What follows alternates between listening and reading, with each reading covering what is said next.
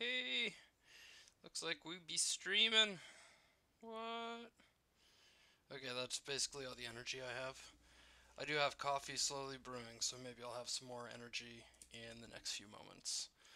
Alright, so last week we were continuing to work on What the Clock, and today we're gonna keep doing that because, why not? There's lots of cool little nuggets we can do, some refactoring. Um, yeah, so for those who did not come by and watch previous episodes, shame on you, first of all. um, but we'll just step through what we have. So we're using hyperapp, which is a really cool micro framework akin to things like Vue.js and React and Elm. In fact, I would say it fits in this really awesome niche right in between Elm and React. So anyway, and we're building a game which I am currently calling What the Clock. And yeah, so the game is, well, we'll just do a new game really quick. And so you see we've got a countdown timer and a clock. And we can guess the time, and hopefully we can do it before the time runs out, where we get to submit our score, which I don't want to do, and it takes us back here. So I can see that from previous weeks I had some high scores which are just being stored locally for now of 10, 5, and 0. And yeah, let's make this a cool game because that's what we're here to do. Gonna make it happen. And then just for reference, for all you friendly friends that are coming by to hang out, I will be paying attention to the YouTube chat, and for the time being, general in the HyperApp Slack community. And if you're not part of that and you want to be, there's a link in the description as well as a link to HyperApp. I'm sorry, that's like a super YouTube-ism, which makes me uncomfortable, but yeah, it's there. So if those things interest you, and you want more real-time chat than what YouTube can give, jump in there. If you want to check out HyperApp, go there. The source is pretty cool. Just figured I would get all that housekeeping out of the way before I forget.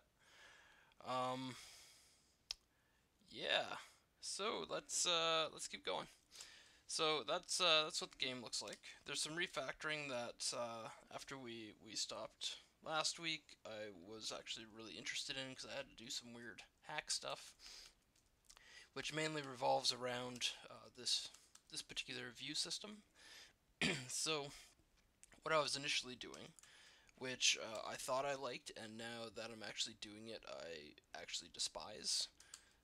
But that's a secondary thing. Was in views. So I do like this. So we've got like initial state and actions for each view, and then each view also exposes a view function, which is really like a page component. And yeah, I think it should be a component instead of this like function, which, there's some subtle differences, mainly being that a view takes state and actions, and because of how HyperApp scopes nested actions and state, this doesn't really do everything I want it to, because I need access to some global actions which we don't get out of the box, and potentially some state. I don't remember, but definitely some actions. Mainly set view, which to get around I had to do this really atrocious hack, which shout out to who was it last week that we were chatting with? Was it you, Wolfie? Uh, yeah. Anyway, we were chatting with someone, and we agreed it was pretty awful. There's actually some fixes coming down the pipeline from HyperApp, where we can get access to a global context, which will resolve this. However, I don't know that's the fix that I want for this app. I think we can turn these into page components, which is maybe the more familiar way to do it with like React Router. So yeah, let's do that. So we'll start with home because it's a little simpler. So we'll start down here. So export const and so view is probably not the right thing, but I don't want to say component because that kind of sucks. Let's see, is there a good name for this? Let's call it a root. It's like a page root. I have really mixed feelings about that, so maybe we'll come back and fix it. That's my catchphrase, by the way. The unfortunate hint is that maybe I never get back to it. Oops. Okay, so we definitely want to still bring in our scoped state and actions, but we also want to bring in set view. And yeah, I think that's basically what we want. Now, the more I'm thinking about this, the more I'm like, yeah, this may not actually solve things the way that I would like to solve them, but let's roll with it. We'll see what happens, and maybe I'll be like, this is dumb, and we can roll it back. I'm okay to admit that sometimes I do some pretty strange things. All right, so let's see. How can we make this on click not awful? So the reason that this is awful is because we have to pass in two things to an action, but an action only takes a single argument, so this is like an array. Totally don't want that. So I think we're going to do a prevent default here, and that gets us out of passing around the event,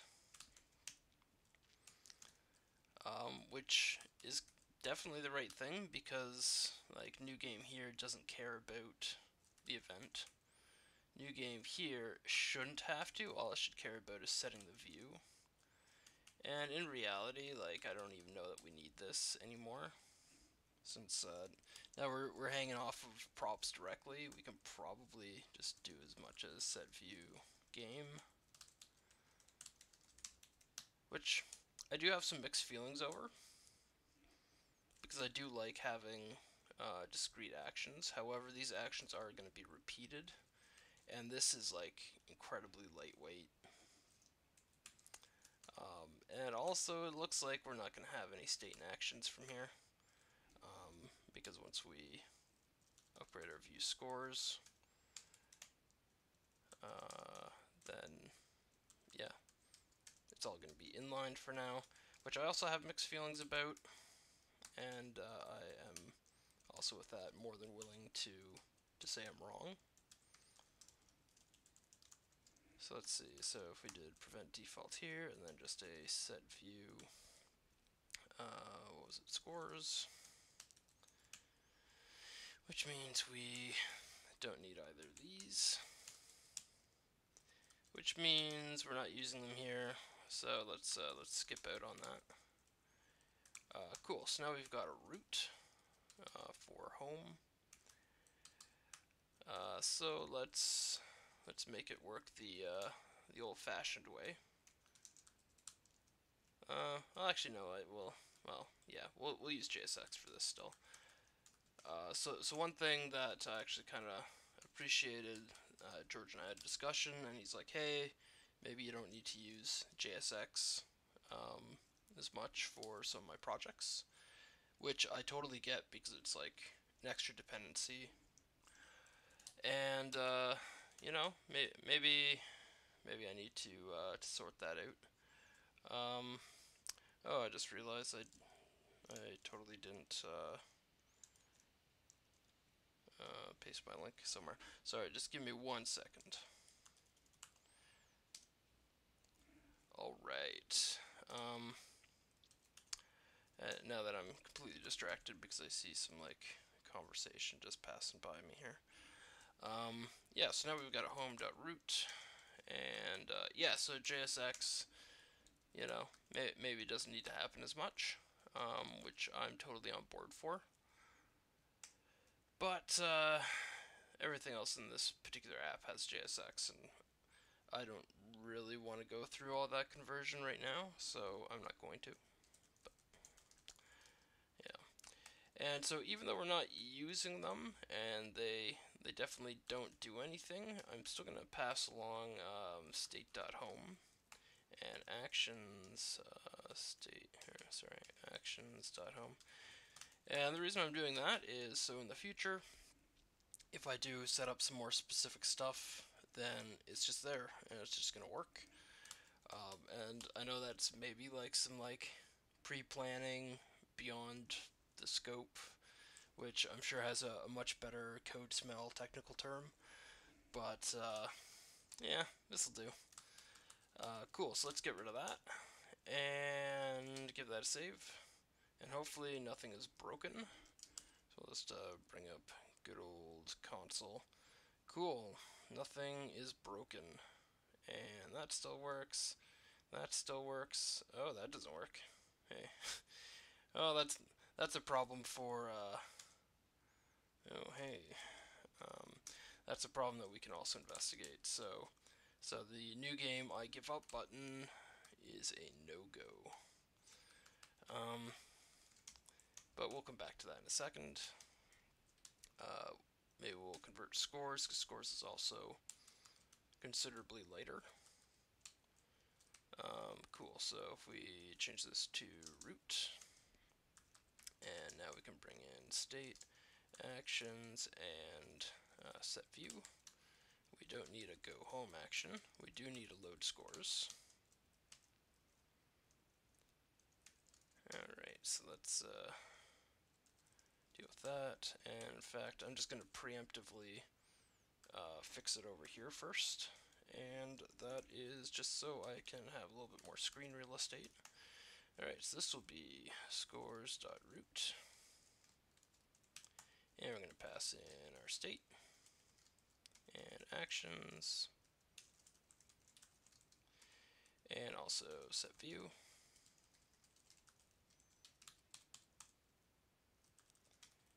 Cool.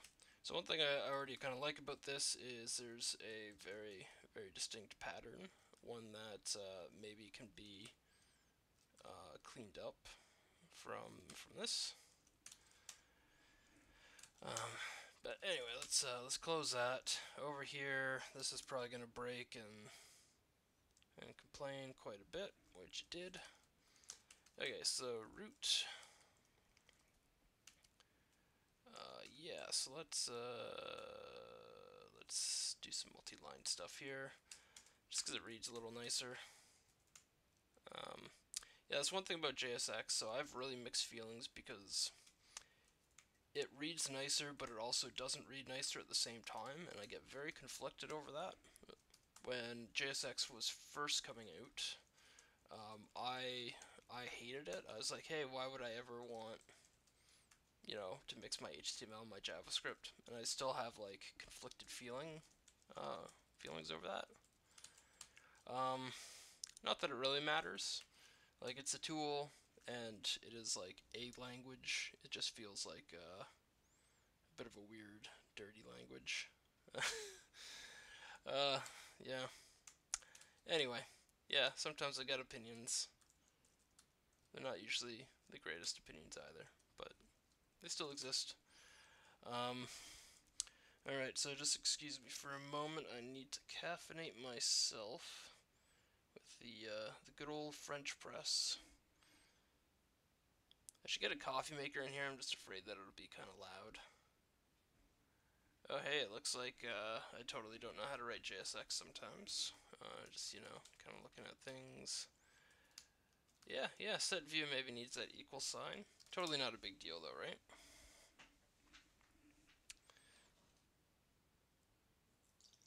Alright, that fresh coffee coming into my wonderful mug. Nice tall mug too. Oh yeah.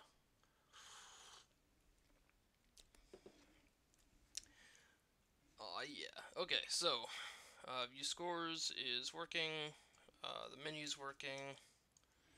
That's pretty good. Actually, maybe one thing we can do today. Yeah, I think we're gonna bring in the hyperapp router, the blessed router, as it were, because I think this will take advantage of a very similar pattern, and it's gonna work really well, I think. But we'll convert the rest of these to components just to make sure that we're all working together here. Kind of don't know why I keep splitting the view because it's not enough space at all. But oh well. All right, so we got a root. For this, we definitely care about state and actions, and we definitely care about set view. And oh right, because here we're popping it into state. Yeah. Okay, so as it turns out, this guy's basically just ready to swap off. So I kind of did a hack, which I don't know that I like, but where I just put set view into the state, which is probably the right thing, but maybe not. Like, it could kind of go either way. Oh, pardon me, I'm just gonna cough for a second, hopefully not in everyone's ear.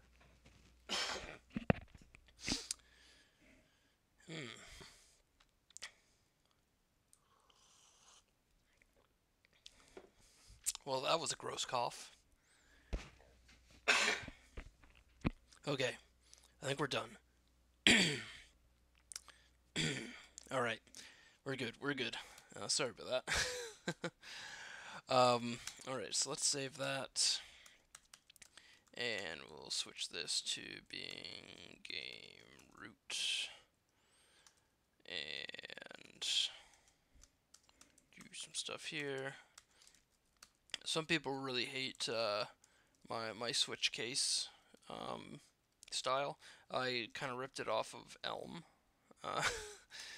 which may or may not make me a good Elmer, but not necessarily a good JavaScripter. You can take from that what you will, I guess. Yeah. Yeah, actions, game, and set view. Alright, so the main reason that I bring up the router is that means I believe I can completely get rid of this set view function, which has been so far the bane. And like, granted, I'm basically building a router, so it kind of makes sense that maybe I should just use a router that has some better testing and everything around it. Where before we get there, should probably figure out what's going on with the new game. I give up. Hey, prevent default isn't a function. Well, isn't that fun? Okay, well here's the actions. Give up. Oh, and set view is already in the state, so let's get rid of that and go over to the give up function, which is now just doing that and using that set view. Okay, so I must have been doing some refactoring last time and missed it. Let's see, I give up. State.setView isn't a function. Dun dun dun. Alright, so setView is initially null. And let's see. Part of the setup does add setView into the local state. So that seems like the right thing. Let's just do a quick little inspection here.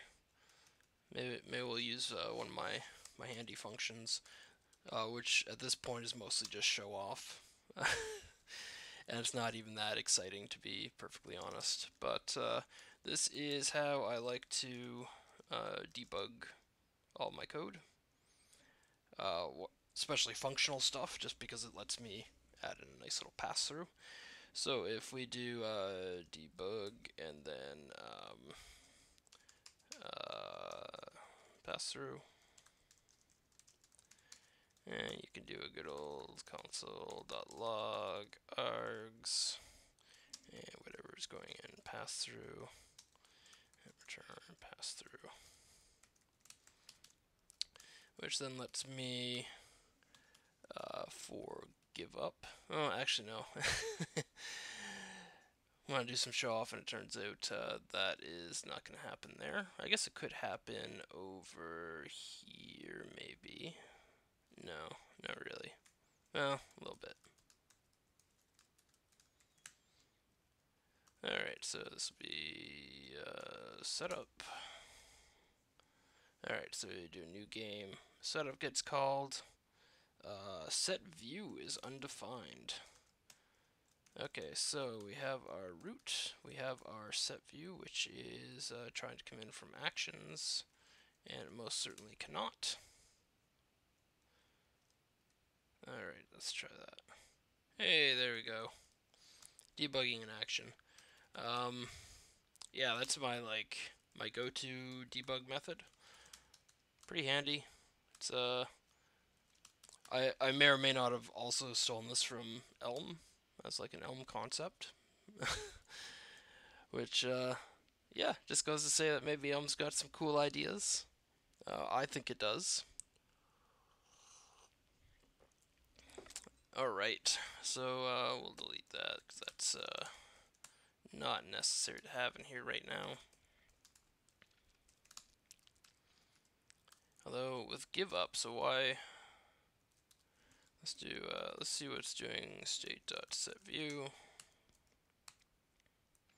Oh, so after submitting a score, which kind of makes sense because submit score gets chained from our update loop. Yeah, okay. So potentially we could just directly call give up here. I have mixed feelings.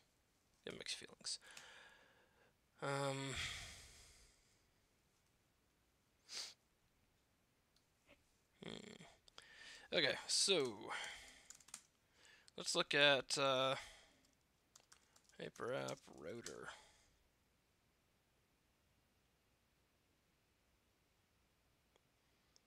Let's just make sure, yeah, it's still up to date. Well, that's sure, because I know George has been shuffling around some packages, and I wasn't sure if this still existed here. But cool, let's do yarn add hyperapp router. Alright, and let's take a quick peek. So I've used this once or twice, but I don't use it often enough to just have it memorized, because I haven't been able to convince anyone at work yet that we can stop using React. But one day. Alright, so what do we gotta do? So we've got our link, route, and location. We pop location into state. That looks pretty sane to me. And let's see, so we've got a subscription setup that we need to manage. Alright, none of that looks too scary at all. Let's bump that in a little bit. And we're going to jump into index, which is where I believe we're going to have to do most of the meat of this. So let's import. We're going to need route and location.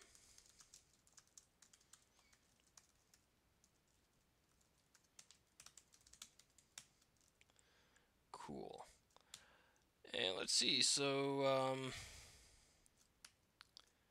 we have our views here, and we can definitely clean this up a little bit. So let's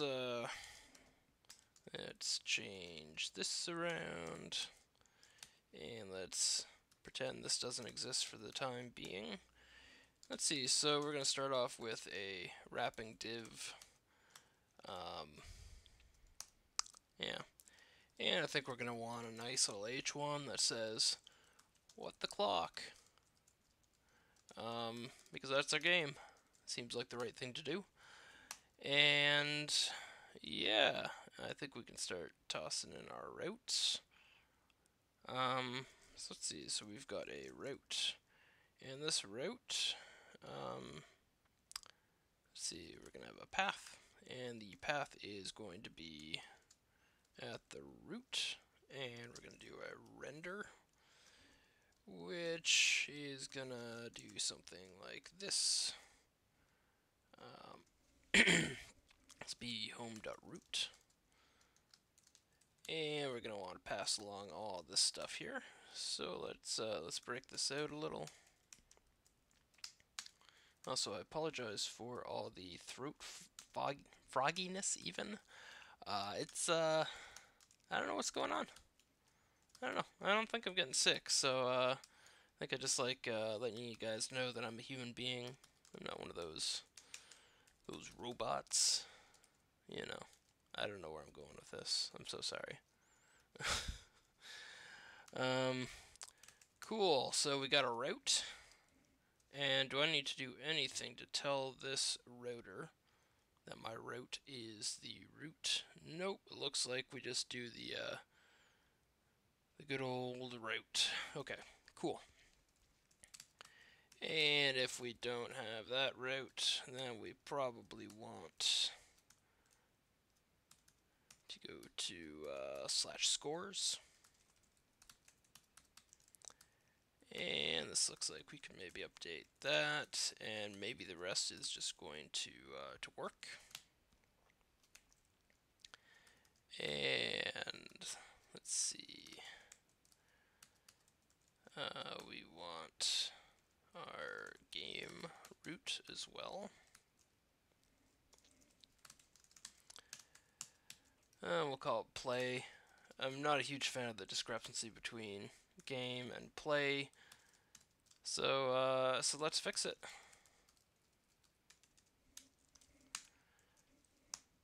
The beauty about the way that I have currently set this up is it is not a big deal at all.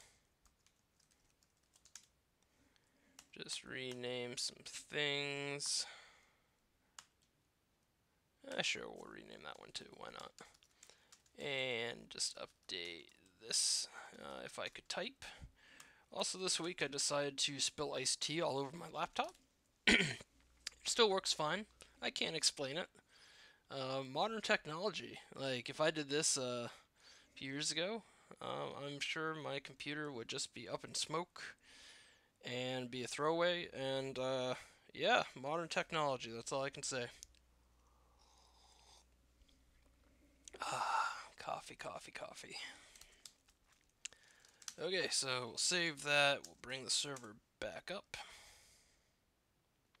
And maybe, just maybe, this will work out of the box. I can't remember if I told Webpack to... no, I didn't. Okay. So, yeah, we need to tell Webpack that we want to use an SPA. So, hey, we'll bring that up too. Why not? Sometimes I like to open up these things in my my private window just so I can shuffle around my mouse and whatever. But you know what? In reality, it ain't a big thing.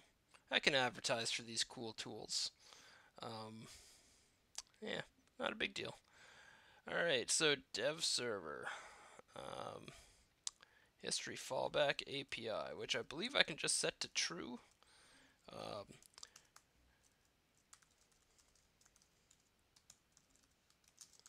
Which appears to be correct. Cool, so let's restart that server.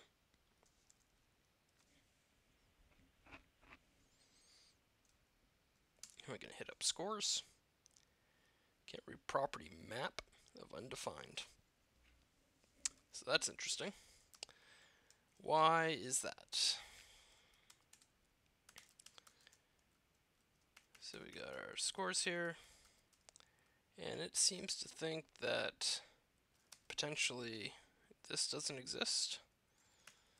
Did I come into an extra fun problem that I didn't know existed yet? Okay, so let's see what we have down here. So we just did a switch. and passing through, mounted the app, everything gets wired, not a big deal. It shouldn't care about this view anymore, so that's interesting. Oh, wrong state key. You are correct. Why, thank you.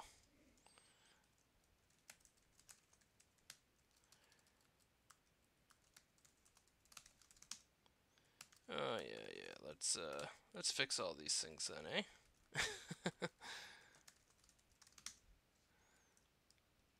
Cool. So scores works, and if I go back to the root, so I still get my header, and this doesn't work yet, but we're gonna make it work. Okay, so my initial thoughts were to use set view. Totally not the thing we want to use anymore. So let's nuke that and that, and probably nothing else. Oh, this too. And let's do yeah. I think there's a state we need to toss on location. And also, Wolfgang, now that you're chatting with me over hyperapp, maybe I'll bring up with George and we'll get like a live stream, a live stream channel or something. That way, it's a little easier to communicate without DMs or taking over general, which I feel bad about. Hey, Casual Dan. I'm not sure which Casual Dan this is, because sometimes I know people and not necessarily by their name on YouTube.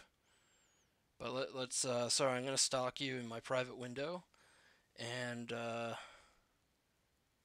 don't know which Casual Dan you are. I'm so sorry. I'm sure you're the coolest Casual Dan though. Oh, Dan Dorsey, Casual Dan. Hey, Dan. Just throwing out your last name. People can stalk you.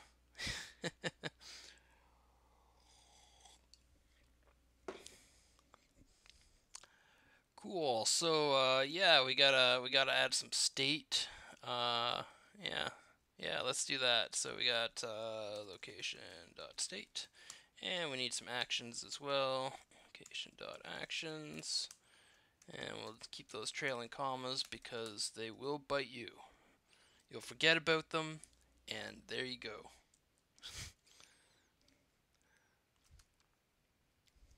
Sorry, Dan. I'm so used to just like throwing out your last name. Um, it's just how I am, man. Sometimes you know people by their full name. Whoops. All right. So we cleared that out, and then we just need to delete this old crud. We don't need that no more. All right, and as part of our interop, it looks like we need to do a little bit of wiring.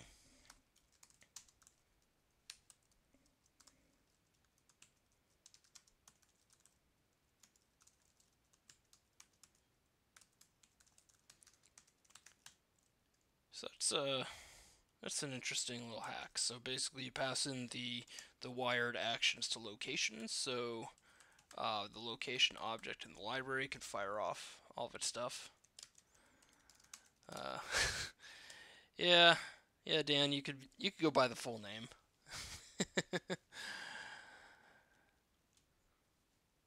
It's a pretty cool name, though. Cool. Oh, hey. Okay, so hyperapp, we're chatting in the thread. Okay. Okay, I've got you. I've got you. Okay, so we got this all wired up, and our let's see, our main menu is going to be completely broken. New game is also going to be broken. And I think there's going to be some ways to fix that. So I'm going to get rid of this. I think that new game action does not do the thing I want it to do. Not to mention, I don't think it was being used at all. So, hey, cool. And we're going to go into play. And I've got all sorts of stuff in here, which maybe needs to be refactored a little bit more and cleaned up. But the big thing is we need to get rid of set view. We don't care about him anymore.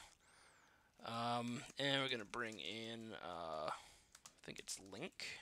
Let's scroll back up here. Oh yeah, from hyperapp router. I just realized that I went into game instead of the menu. Okay, well, let's go to the place that I want to start at, eh? No big deal. So the easiest solution here is maybe we don't need to use buttons. I just toss buttons in there, but you can't really style buttons. So let's switch this off a little bit. We don't need set view anymore. We definitely don't need that. And we don't need that, so this just becomes an empty function, which isn't bad at all. And we want a link that goes to play. And this is going to be new game.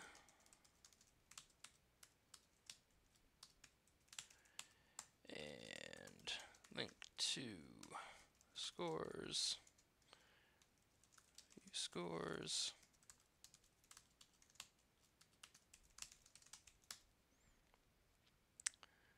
Cool. So let's jump over here. Might have to refresh this page because I'm sure all sorts of broken just happened. Yep. Yeah. Sometimes it helps when you write good code. That's why we have compilers. Help you catch all these things. It's also why we have Wolfgangs as well, and even sometimes some Dans. Cool. So let's refresh this. Hey, that mostly works. That's exciting. What is going on here? Reference error main is not defined. Yeah. Sometimes when you type and you're reading off of another screen and you just think you can type whatever you want, it doesn't always work out. Cool. So that kind of works. Other than it doesn't at all. But let's go back here. Go into view scores, and that seems to work. So we'll make all of our easier components working first, then we'll get into the game.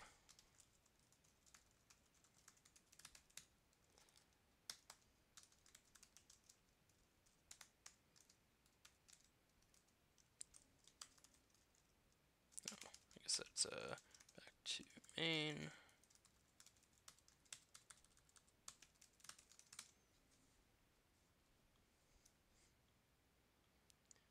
Cool. That all works. So let's get into this guy, because now there's lots of stuff going on. I think on top of link we might want to I think we get access to some flat methods that we can pass around. So let's see. So basically the main concern that we need to deal with is, so give up not a concern. Let's we'll clean up the easy stuff first again. So this will be linked to main give up. This is technically an H2 because accessibility, that's a cool thing. Shout out to my friend Steve, who most certainly isn't on right now, but he really loves accessibility, and he's kind of turned me on to it. I can live with that. It's cool when you learn new things, and when you maybe think about other people that aren't as able on a computer. So yeah, headings. Keep that number order. It's more important than you think.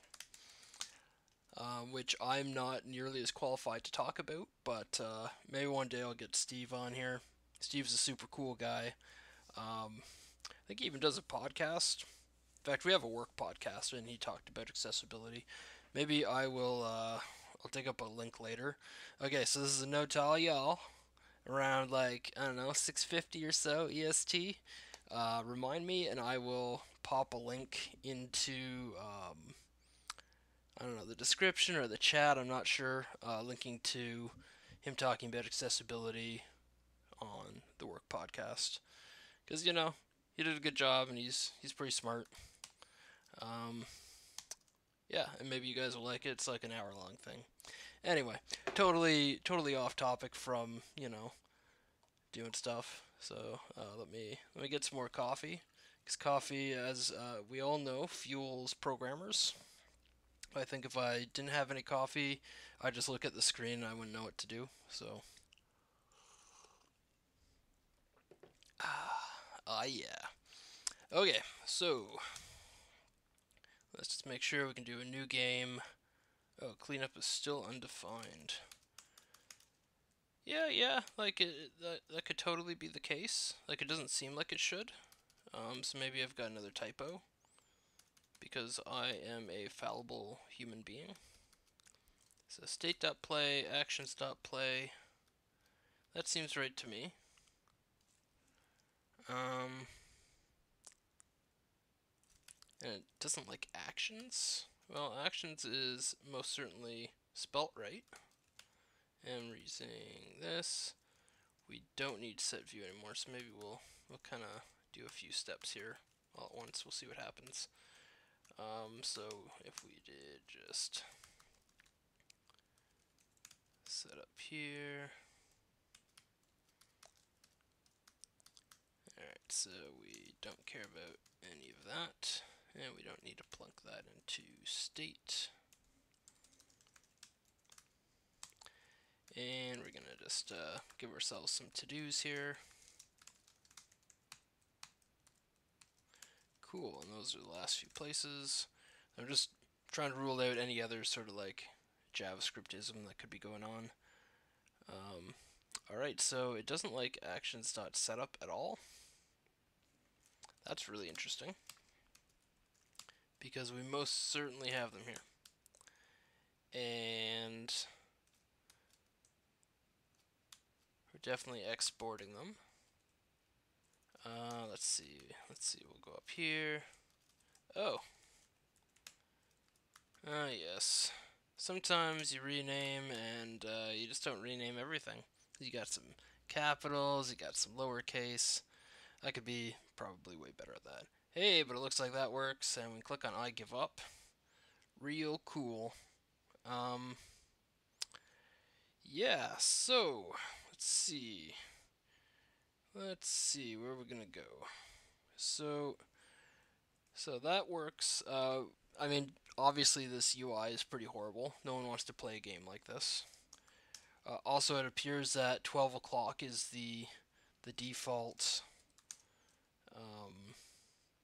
time. That seems like the wrong thing. So let's see what's going on here. So setup, we generate a time. Oh, but we're doing a few things here, and it might be affecting us. So we generate a new time. Then we also fire off update. We add a key listener and do this. And so the problem being that generate time is going to set a state, but it's deferred. And update is also going to set some state, which is also deferred. This guy, not a big deal, because like obviously key down events they happen way later, so they're deferred by default. That's not a big deal. But I think the two of these, this guy sets a time, but this guy doesn't know about it and just resets the time. Okay, so let's see, how can we fix that? The easiest fix I can think of is maybe generate time. It needs to be a separate function.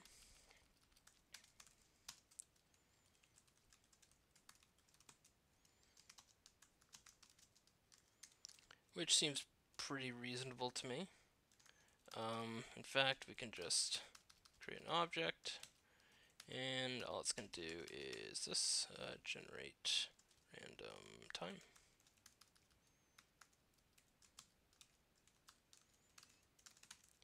Cool, so now we got a single source of truth for generating random time, and at the same time, we don't need to do it here, and we can just add in correct time as a generate random time. So update's gonna happen later, but hey, now we got some random time right off the get-go. That feels pretty good. Cool. A window prompt was suppressed because it wasn't active. Yeah, so like we're totally not going to use a window prompt. That was a temporary solution. Let's see. So we set an update, and we also reset to initial state. So I just want to confirm that we can go into play. It's got a timer at 7 seconds, and go there, and resets, Cool. I just want to make sure this was going to actually do the right thing, and it definitely appears to, so that's cool. And our cleanup removes our key handler. Okay, cool. So these guys, they're doing the right thing. And submit score. So that sucks. And more so, this kind of sucks too. And I think we can do a better job. Let's see. We got 15 minutes. So let's see. This ended up being more of a plug for hyperapp writer than it did for the game. That's okay though. Also, we might go into overtime. I don't know. I got some coffee in me. We'll see what happens.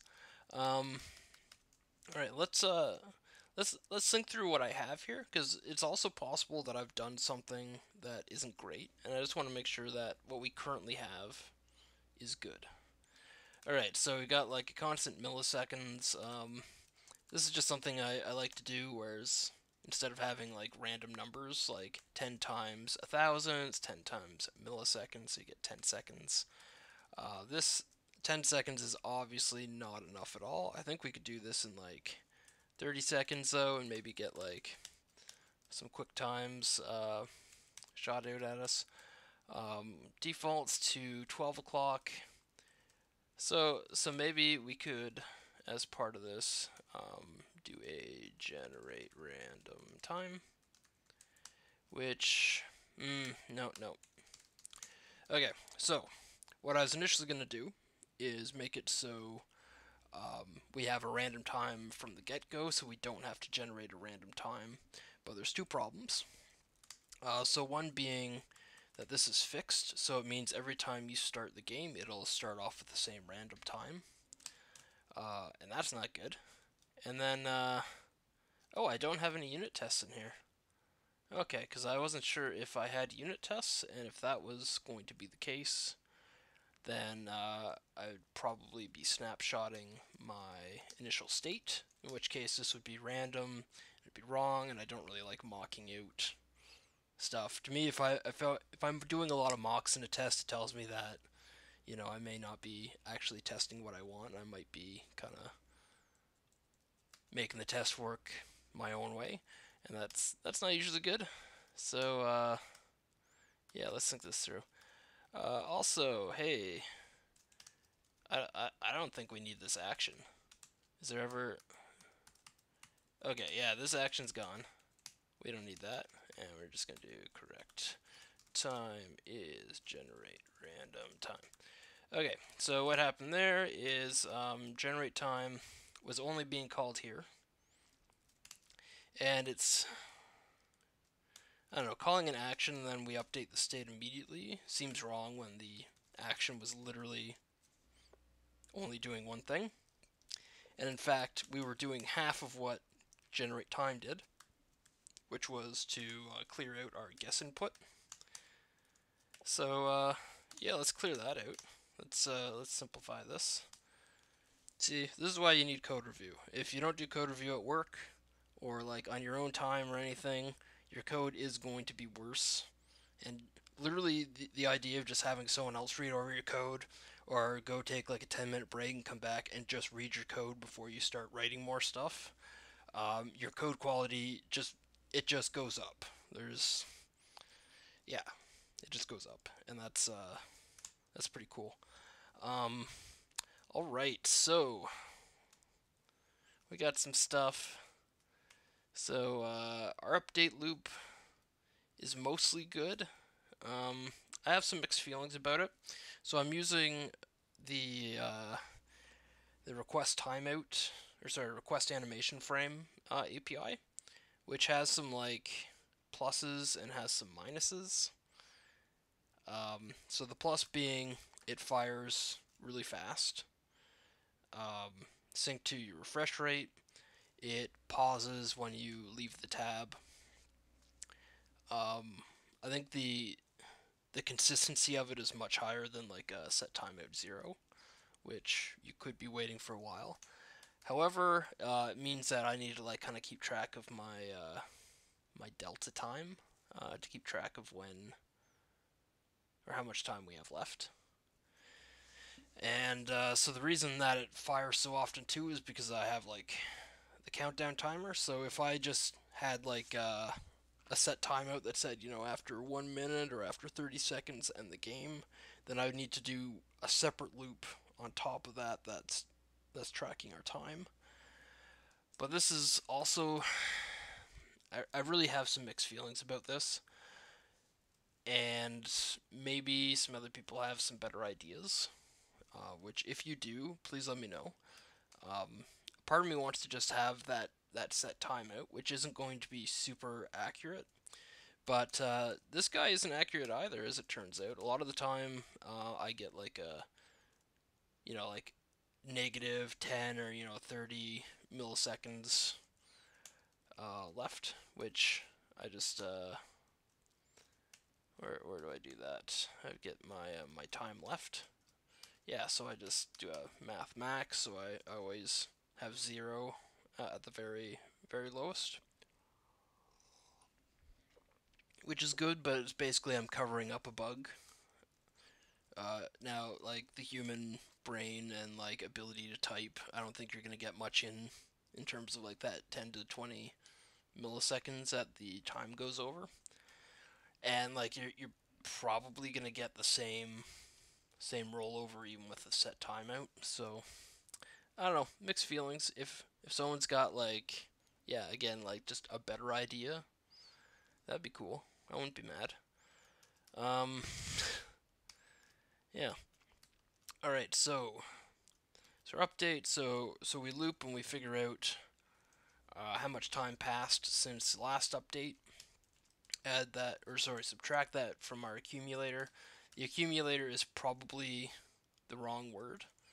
Accumulator should probably be time left, but I have a function called time left. Um, yeah. If anyone wants to wants to chime in with some better variable names and what I can come up with, I won't be mad. But yeah, accumulator totally sucks. So we're gonna come back to that, I'm sure. Since YouTube has like I don't know like a 15 to 30-second delay on it. Um, yeah, then submit score. So we remove our key handlers. So we clean that up, which we also do in cleanup. So that's interesting. I guess there's no harm in cleaning up a function that we're just not using. So that's probably fine. And yeah, so we get our setup. So that just kicks off our timer. Maybe we don't want this. Yeah, you know what? We're gonna change around how this works by giving us an overlay. So overlays are cool, right? Cool. So we're gonna do that.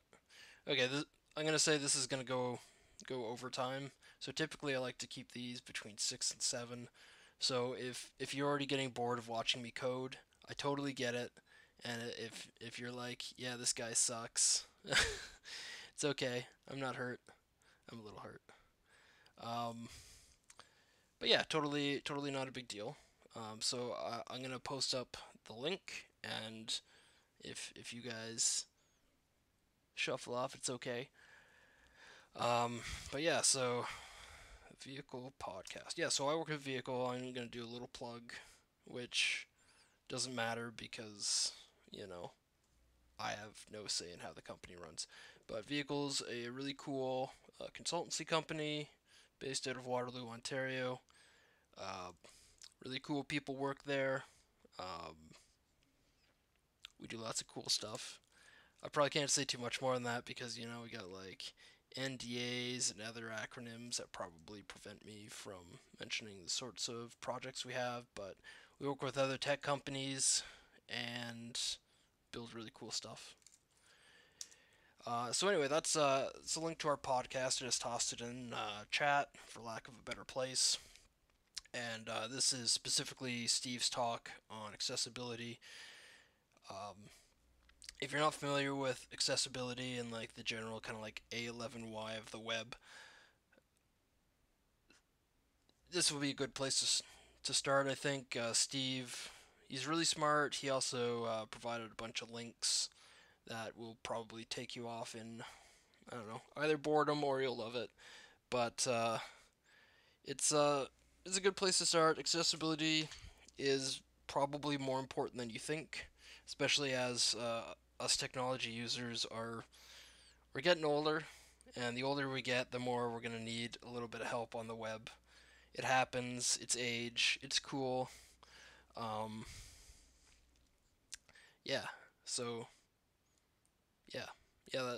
I guess that's all I got to plug for that. But check it out, and I'm gonna keep going. And hopefully you guys want to stick with me. Watch me code, make mistakes, um, and all that other cool stuff. Is everyone doing okay? Not too bored yet? Need to do like the 1 hour stretch. I'm getting a stretch in. You can't stop me. Oh. Okay, so now that I stretched, and maybe you did too, maybe you got up to get a coffee and you thought I was going to take longer to stretch. Well, you're going to come back and be like, I don't know what's going on. This guy, he kept going. He said he was taking a break. Uh, okay, I'm going to stop now because, sometimes you play out a joke and it's really funny, and then other times you play the joke out too long and it stops being funny. Coffee. That's why I love it. All right, so we're gonna start doing what I like to call the dirty method. This is how I code a lot of the time. Is I start with inline styles. Every designer's nightmare. Sometimes your own nightmare when you come back to it after a few days, like I probably will next week. But yeah, to start, you make it look the way you need to. Tweak it in like Chrome Dev Tools if you need to a little bit, and then actually maybe that's the route we're gonna go. So yeah, this is gonna be our modal, which I think we can do something like dialogue. Um, hey, that's an accessibility thing. You just learned. All right. Yeah. So let's see. So in this, we want this dialogue to be able to do a few things.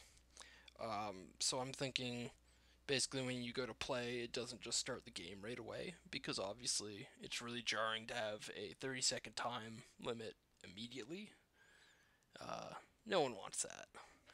Um, so I think what we're gonna do is we're gonna have a title and maybe a body.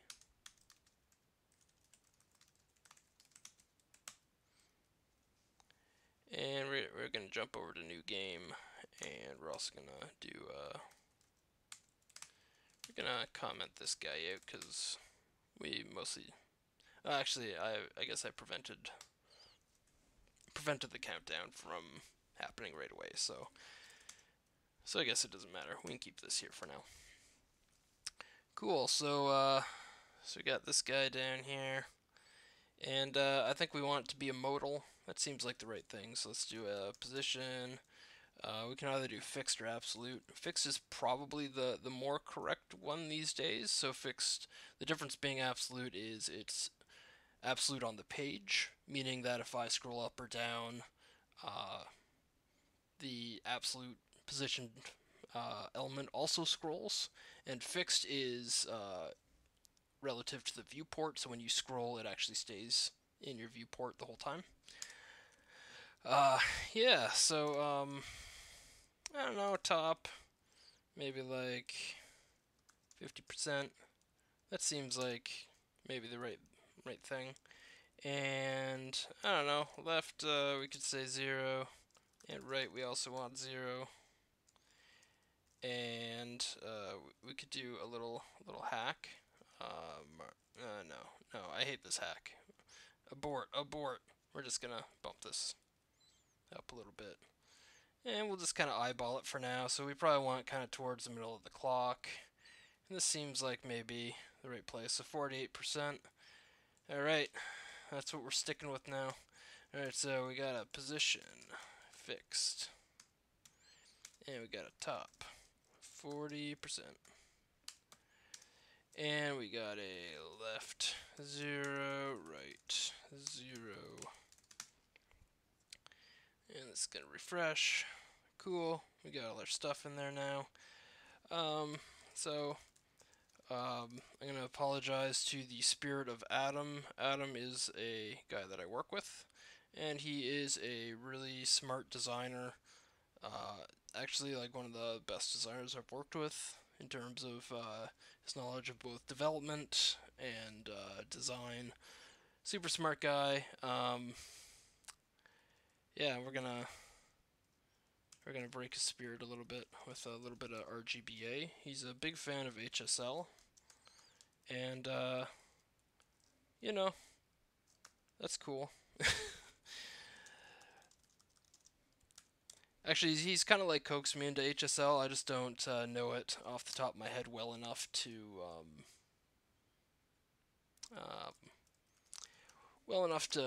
look competent. All right, so all right, I totally messed that up. But if we do background color, RGBA 255, so that is white and 0.8 opacity. So we can read this on top of the clock, but you can still kind of see the clock too. As you can tell, I'm not a designer. I'm an engineer, and as we all know, engineers are not designers. Sometimes we like to think that we are, and everything works, and that's good for us, but not necessarily for other human beings. Um, yeah.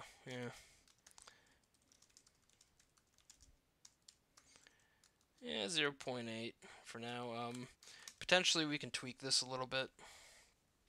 So we'll jump into good old Chrome Inspector, and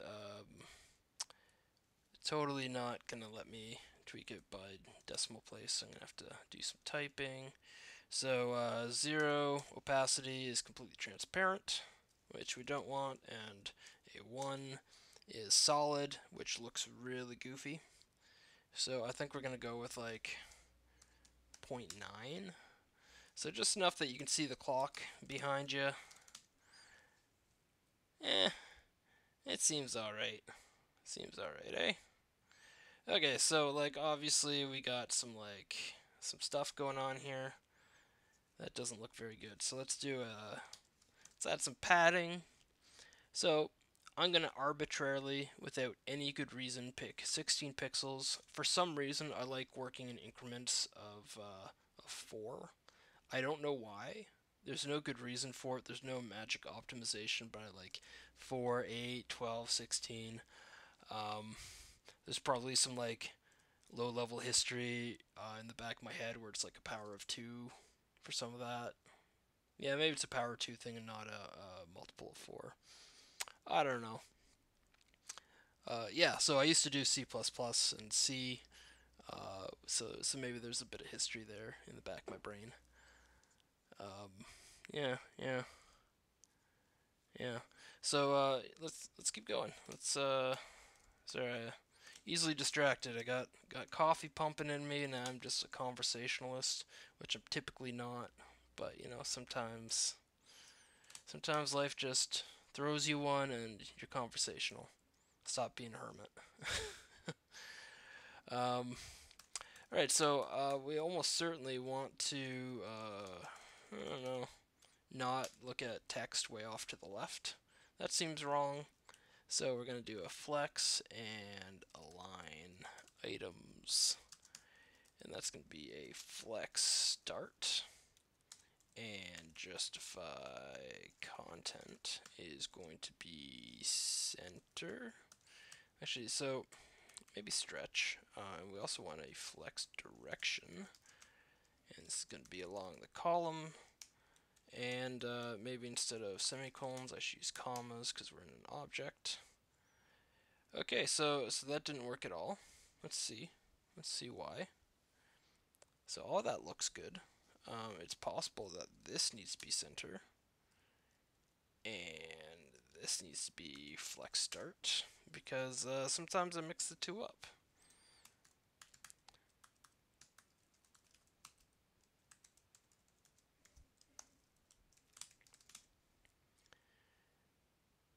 Cool, so that's good enough for our purposes. So we've got a body and title, and man, this is really starting to look like a component. So maybe we need a component for this.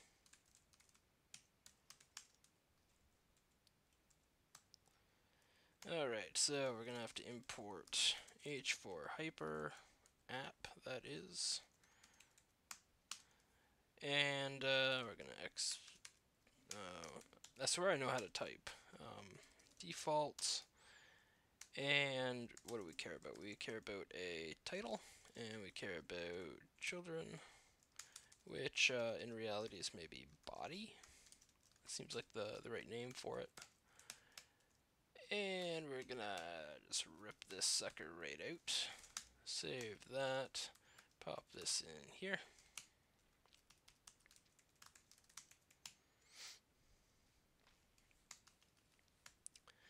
Cool, so we obviously can't see anything, but we're gonna get there.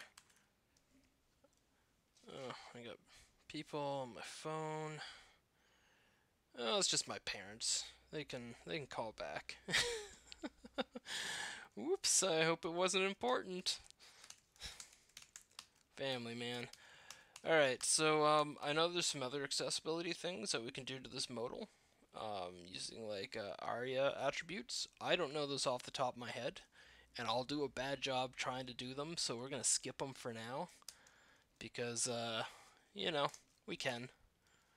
I don't think accessible people or people with accessibility issues really care about playing weird clock games. Maybe they do. Who am I to say? Who am I? Alright, so let's import modal from components, modal, and hopefully I lowercase that. Cool. Sometimes I uppercase my components so they kind of line up with how I would import them, so it'd be like clock with a capital C and modal with a capital M. I didn't do it this time. I don't have a good explanation. Probably not a big deal. All right, so we need a few different modals here. Let's do a. Probably don't need to export these. This will be new game modal, and I don't know what it's going to take yet, but it's going to look something like this. Modal title. Do you know what time it is? Because, you know, we really got to rev them up for this game, you know? And we're going to definitely take some props, of which I don't know what they are. Probably something called, like, start game. That seems pretty reasonable to me. And, I don't know, we can maybe have, like, a paragraph in. And we probably want to mention something like, you have 30 seconds to beat the clock Yeah, nothing like a good old cliche. Alright, and we definitely want a button.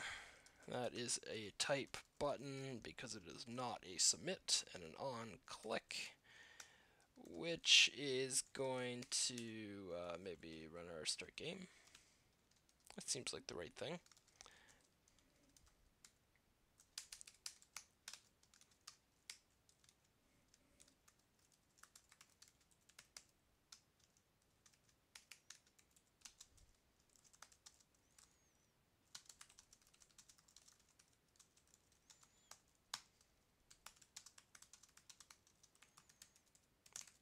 Oh yeah.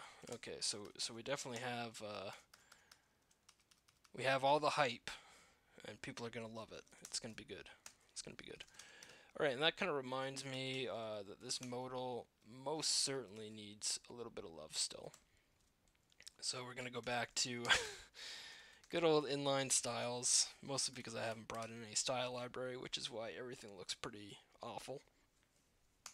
But I think we want maybe like a max width of like, I don't know, like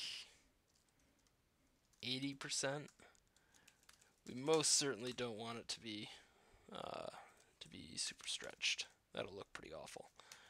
Alright, so let's go into view, and we got our play view, and we want to use this guy in root. So we're just going to pop this down here, new game modal, which is going to take start game, which for now we will pass it an empty function. Because we just want to make sure this all looks right. We'll wire up the functionality as we go though. Cool, hey, you know what time it is? Got 30 seconds to beat the clock. Type in the times and press enter to score big or go home. I like it. This is like, it's everything I expect in a clock typing game. Yeah. Are you guys feeling it? Do you feel the hype? Is it just me? I think it might be just me. You guys are really quiet. No one wants to talk to me, I guess. I get it. I get it.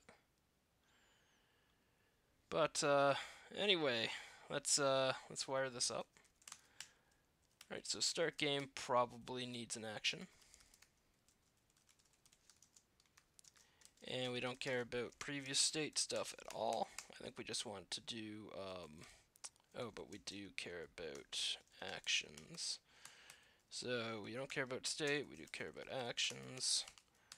And we're going to do actions.update 0. And I guess that means that, well, last update's going to be null, so that's all going to work. Cool, so let's wire that up, and now we can do go. Oh, maybe not.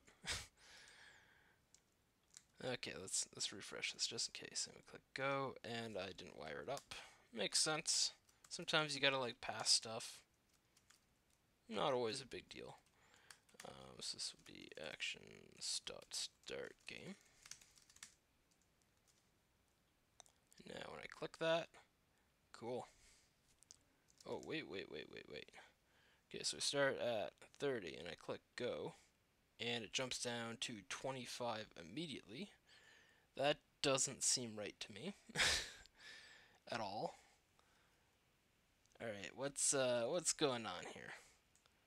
So, the last update is... Okay, so if there wasn't a last update, so it's null, which will be the case with our initial state.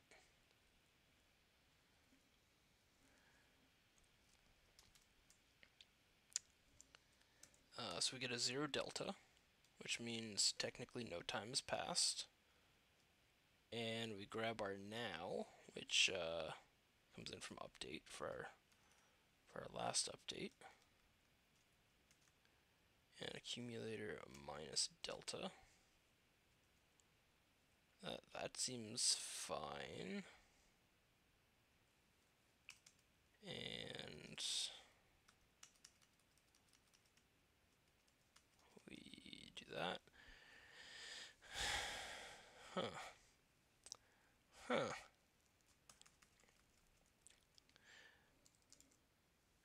Let's just make sure I wasn't crazy.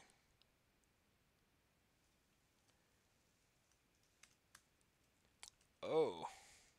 Oh. So our now, well no, now, oh, okay. Okay, I got this. I got this. So this shouldn't be update 0. This should be date.now. Hey! I think this is right. So now I click go. Oh my god. Why? Why?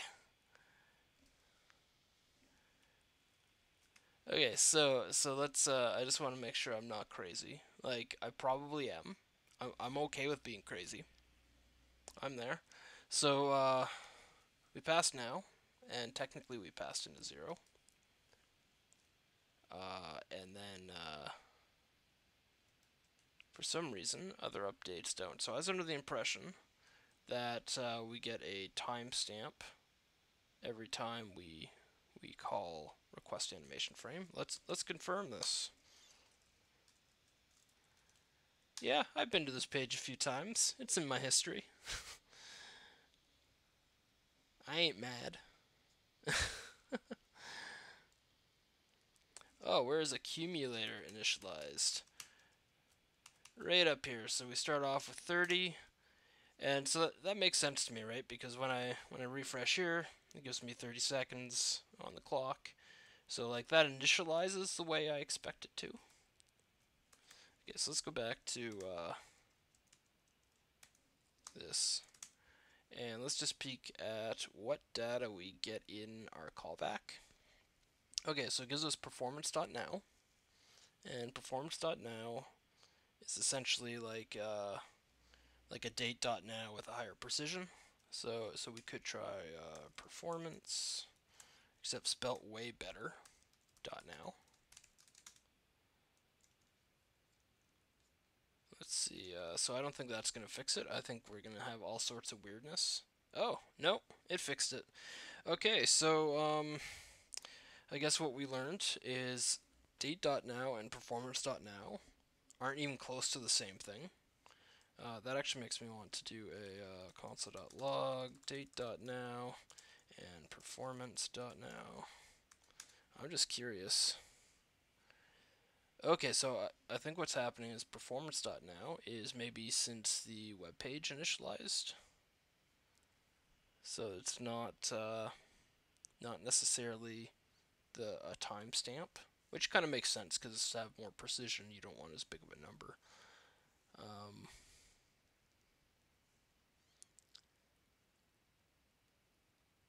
Okay, so yeah, there's like some system clock stuff and other stuff. Okay, so all I learned from this is that yeah, don't mix and match. Pick the right thing. Cool. So we'll refresh that. Everything's good now. Got a nice go button, which this whole thing looks pretty awful. Maybe as another thing, I'll see if Adam one of these days wants to come on and he can like style this to make it look so much better because he's so good at that, and I'm so not good at that. um, anyway, yeah, let's cool. So we got the game start, and this guy probably needs something. So we need like game over, which is going to be false. Part of me wants to do like a game state. So one thing I really like in Elm is their enum type. So you could basically be like type game state is not started. I guess this would be inactive, active, complete, or something like that. And this is really cool because now game state can just equal one of these. And JavaScript does not have anything even reasonably close to that. I think there's maybe some like Babel plugins, but I don't like using like just a random Babel plugin just to get a language thing, which no other developer is going to sit down and go, oh, I know what this is. So I kind of like sticking with standards. But maybe true false is going to be good enough for that. Um, Although I do like game over. Uh,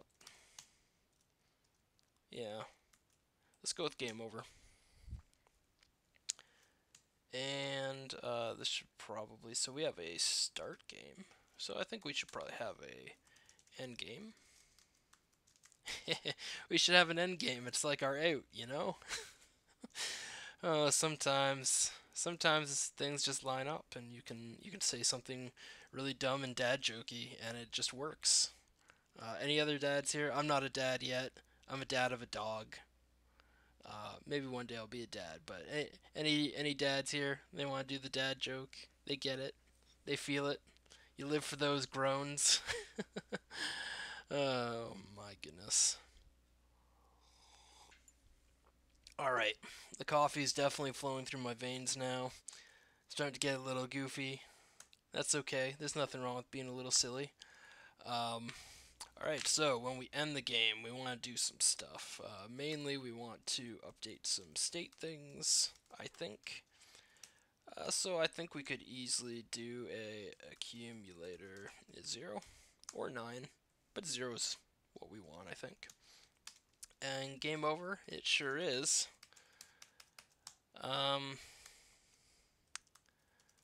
Yeah, part of me kind of wants to do a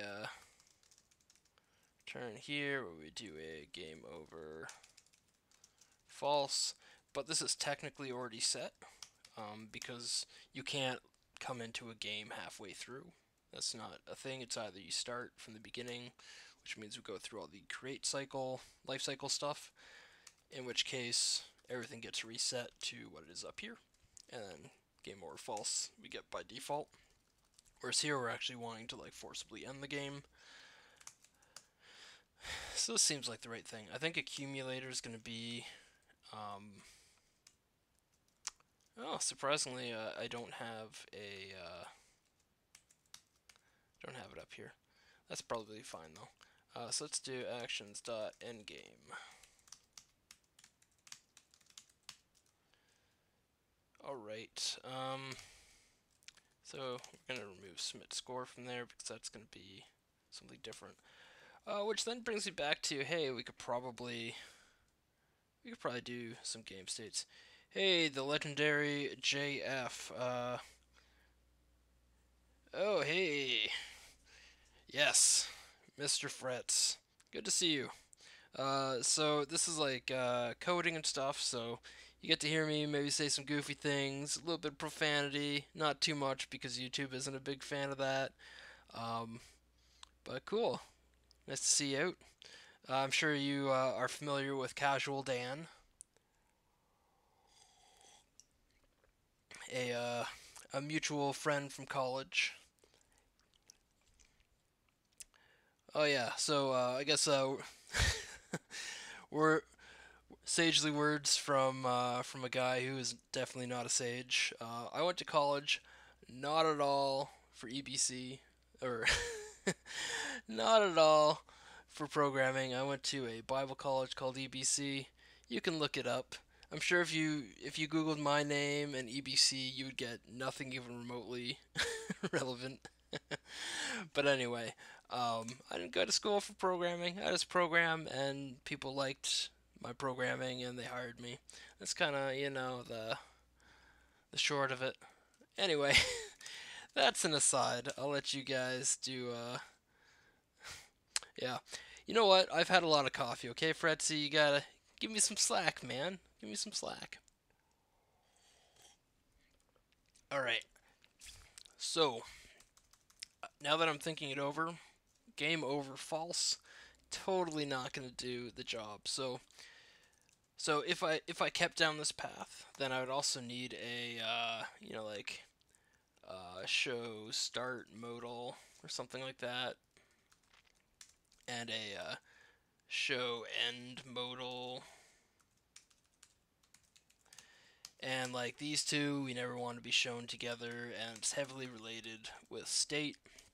So it seems like maybe we need to combine this a little bit and have a I don't like state.state. I think it's pretty awful. But we're gonna roll with it. So let's see. So initially we want, I don't know, maybe before. So our game is going to be a before, during, after. So state before the game, state during the game, state after. Makes sense. You know it, I know it, we all love it. Uh, that's what we're gonna roll with. Hey, if anyone's got a suggestion for a better variable name than state, you know, I'm cool with it. You just let me know. Uh, all right, so this is going to do a state after, and now this guy can definitely do a state during. So my initial thought was I could put the state during update in with update, which is like maybe a little true. However, we might get into a situation where there's an async action. So we went through to do an update. Let's maybe we'll go over to the code because that's going to make more sense. All right, so we've got like a request animation frame, which could happen when, let's say, we only have like one left in our accumulator, and since we're subtracting every single loop, um,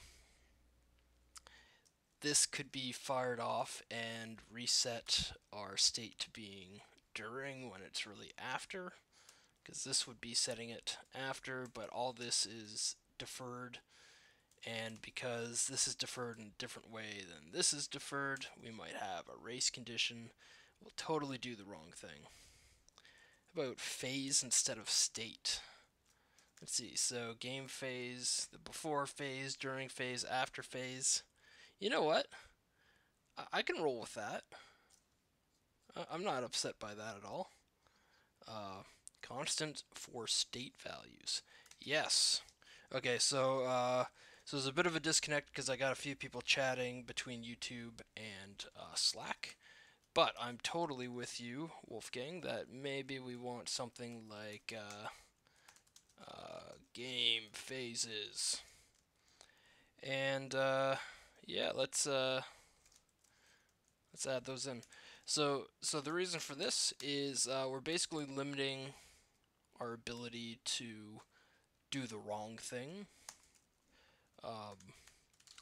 So every time we use strings to describe state in JavaScript, we have the ability to provide the wrong string. For the non-programmers that are watching, so a string is just like text data in programming. So you could essentially put any text you want in there. So a number type, as opposed to a string, a number, you're forced into just using a number. But a string type, I could dump pretty well any kind of formatted data in there, and JavaScript has no idea whether or not that's correct or not, whereas at least with an integer there's some easier ways to do that. As a kind of a fix for that, we can predefine what those strings are going to be, and then use a kind of like an outside object or validator of some sort to confirm that we're only using one of those strings. So the way I'm doing that is with an object.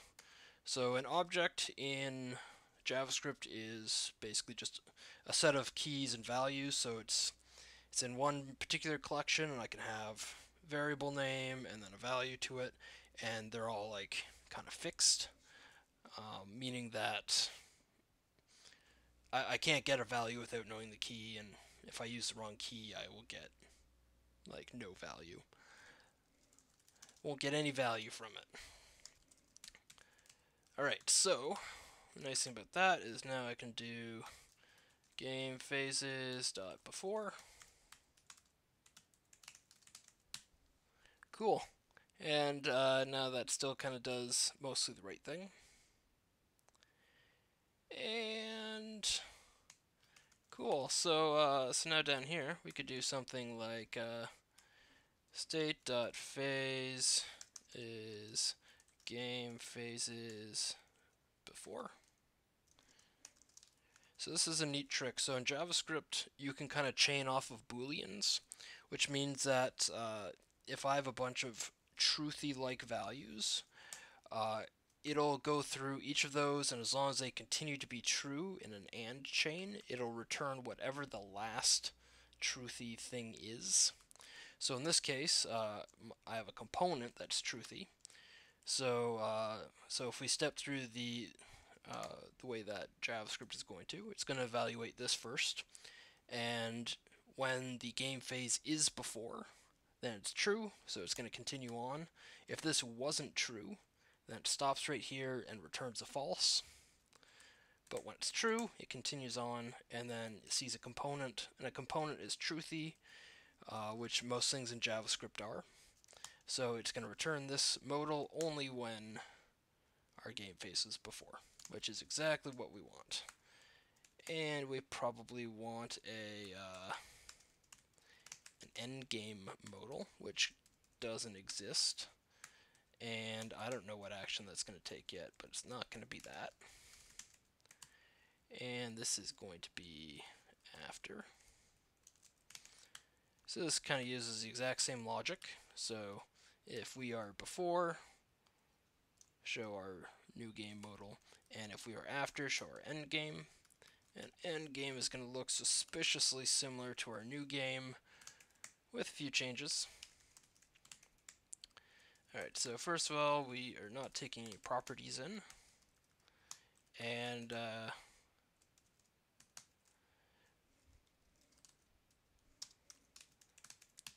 cool, so let's see, so this is probably going to be something like you scored. And yeah, okay, so I guess we want our score.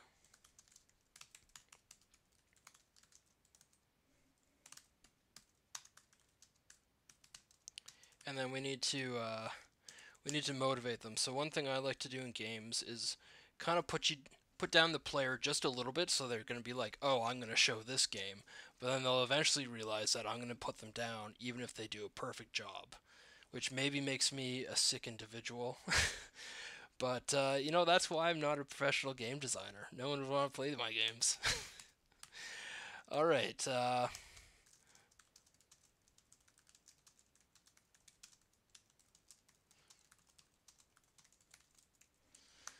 cool. So, yeah, you could submit your score, and we're probably going to want to take, like, I don't know, fields. Field set's probably not the right thing. We can wrap this in a label. No, I don't really like that either. Okay, we're going to wrap it in a div. One thing that is really great about thinking about accessibility in things is it makes you kind of use the HTML and DOM structure in general better, I find. Right, because now it's not like, oh, I can't just use divs everywhere, for instance. Maybe I got to use a label. Maybe I should have like proper components, paragraphs. Oh, a new Katamari game. Fretzy, I'm with you. Katamari is pretty great. Unfortunately, I think there's some like trademark issues there. On top of me not being an Xbox developer, let me tell you, there's some pretty crazy code in Xbox development, and the people that write games in it, they must be really smart because I haven't been able to figure it out yet. Not that I sit down and try all the time, but man, there's some crazy stuff in there. It's crazy. All right, so let's see. Enter your name, which is going to be a type text, and we probably want to control the value of that, and we need an on input so we can update things, and we probably want name and on name inputs.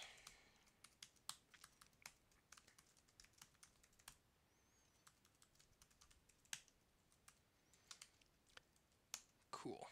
And let's see, so this is actually going to be a form. That's what it is. May not be going anywhere, but still a form.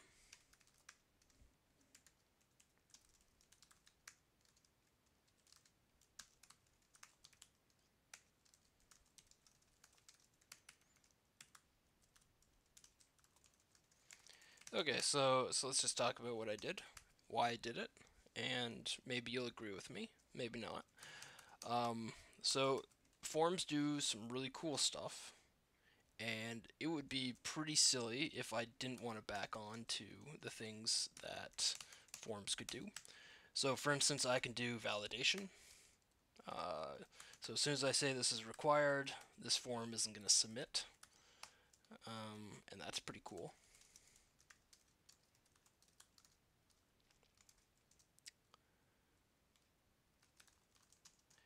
And let's see. So we're using on input and value, so we're controlling this input field. We may not actually need to do that. I don't know. I like controlled inputs in my state, although it does make your state bigger. But you know, sometimes you gotta do it. Um, but yeah, so let's think this through just a little bit more. So we've got for and ID. So this is going to be score name and score name.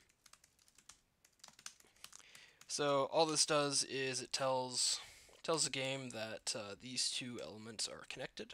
So we've got a label. So if I were to click on the label on the page, it'll automatically focus on the input.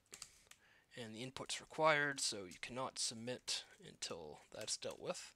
And then we're going to hook on to submit. So before we actually send off any data, we can say, actually, we're not going to send any data, we're just going to pipe us over to another URL. And that's pretty cool. So yeah, that's gonna work, I think. Yeah, yeah. Right, so let's put this stuff into state. That seems like the next logical thing. Alright, so we need to track the name, which I think is going to be empty by default. And on name input, that's going to be an action, and submit score is going to be an action too. So let's bring those back, pop them over here. Alright.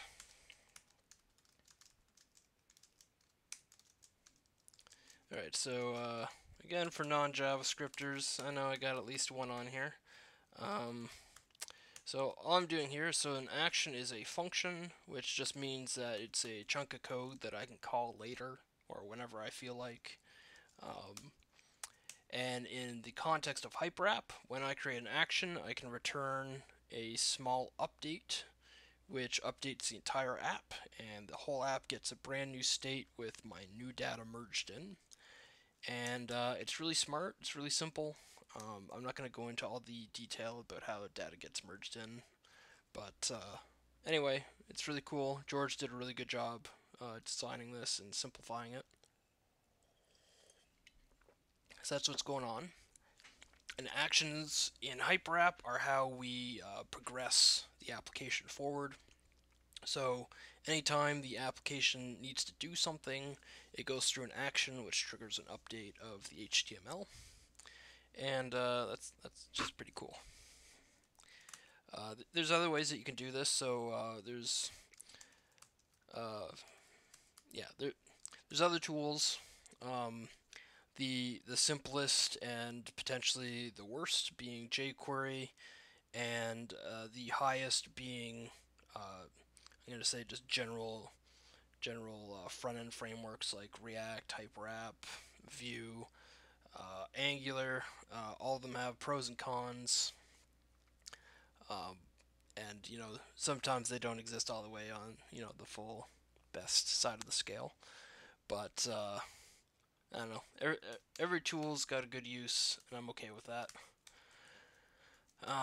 Cool. So let's update some stuff. So we're updating our name.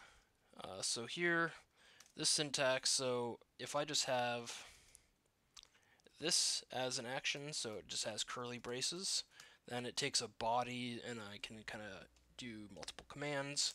But when I have a bracket in front, using a little bit of magic, this returns an object. So it's like a magic function that just returns immediately. In this case, we know we're updating name with e target value. So e is the input event we're getting from HTML. Target is our input, and then value is the value that the user typed in.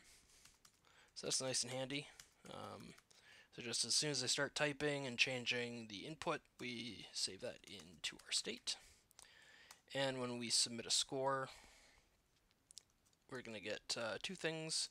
So we're going to have to use the history of the game to calculate the score, maybe, and use the name from state, send the score to local storage. Yeah, so right now all the scores are just saved locally. So if you were to download this particular application and run it, you will not see my high scores, which is too bad because that 10 and 5 that I have, these guys over here, never gonna be beaten. It's just not humanly possible. No, it's totally possible. Cool. So let's make sure this is going to work correctly. So what if we just told it that the state is after? Oh, start game isn't defined. Oh, end modal. Yeah, I totally jumped the gun because this still has some old stuff in here. Cool. This should probably be like a link to root. I'm too ashamed of my score to submit it. You really got to get to like the heart and soul of your players and let them know that, you know, there's better out there. Hey, yeah, so this is that, and it looks pretty terrible. We can make it look slightly better. So we're gonna add in a break, and that makes it look actually not any better in reality. That looks pretty awful. But yeah, maybe we'll do this and do this and do this. Okay, so like slightly better looking, still pretty awful. Like, I'm a realist. I know this looks just super awful. That's okay. Alright, so too ashamed to submit my score takes us back here. Actually, you know what? I think this should still take you to scores. So like, not only are you too ashamed, but you still need to look at everyone else's score. Just so like it's one last crushing blow to their spirit. All right, Casual Dan, it was nice that you jumped in, said hi, and you got to connect with my boy Fretzy. Yeah, have a good night. All right, so we know our state is good here, and what if we updated this to state during? So this shouldn't show our modals at all, which it doesn't, so that's cool. And let's bring this back to before. Actually, no, let's go into after. And we're going to do some calculations. You know, why not? Okay, so in our root, so we are now using the score in a few places, so it seems to me like this is a good time to maybe calculate the score only once. So we can calculate it as many times as we want. It's a pretty small calculation. However, we could just like make our life a little easier and just kind of do it as we go. Okay, so now every time we re-render, we recalculate the score, which is probably like over the top, right? Like when we're playing the game, this literally updates every time the screen refreshes, and that's kind of high, and like maybe unnecessary. But you know, that's cool. That's cool. Um, we'll do this for now. There's definitely some optimization we could do here. I don't think we're ever going to be in the state though where the history in the game is too big. Um, yeah. Okay, so we got our score here, and our end game modal needs to know what our score is.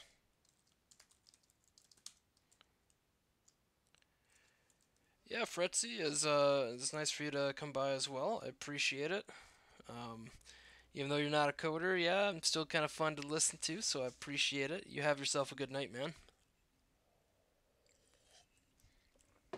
All right, so we need to pass along the name as well. So this is going to be name is state.name, and we're going to need the on name input, which is going to be actions.onName input.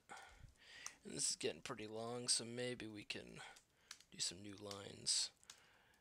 I should really get like ESLint or prettier in here just so the code's got a little bit more consistency.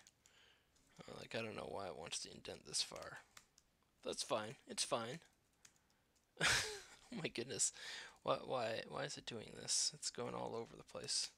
Okay, let's do that. Okay, so it just didn't like the mixed new line and same line. I can live with that. Alright, so get on name input, and we also need a submit score.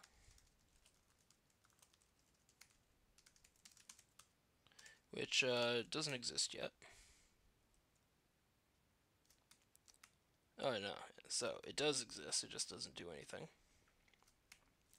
And we used to have this in here, so let's move that.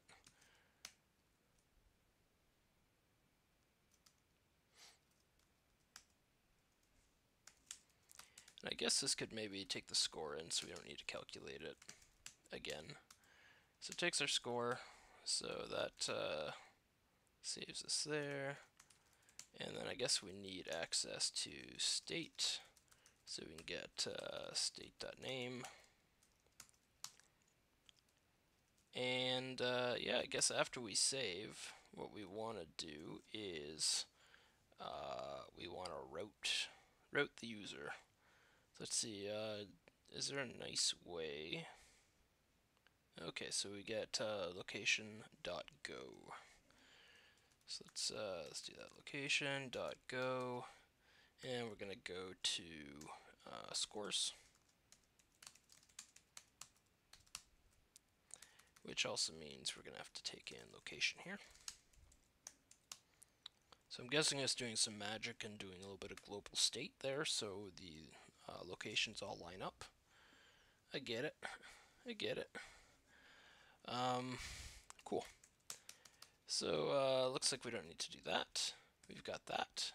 We've got that, which is this, and we got that. Cool. Nice and easy, eh?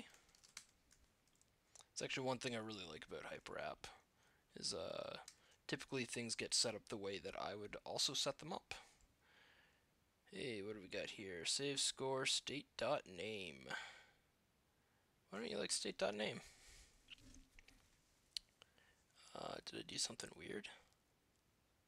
Oh, yeah, I totally did. Let's go up here. So this is using the object export, or I guess the immediate return object syntax, which is not at all what we want, because we're not updating the state. We're just throwing some data around and calling it a day. Cool.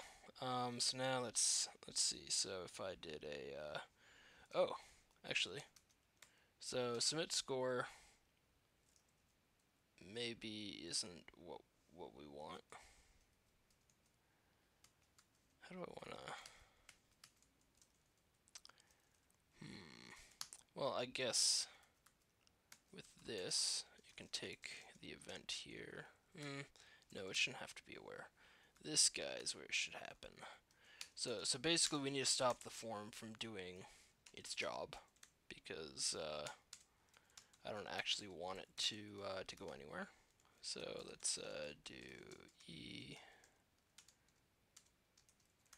And we're going to do prevent default, so just prevent the form from doing its thing, and then just submit the score after.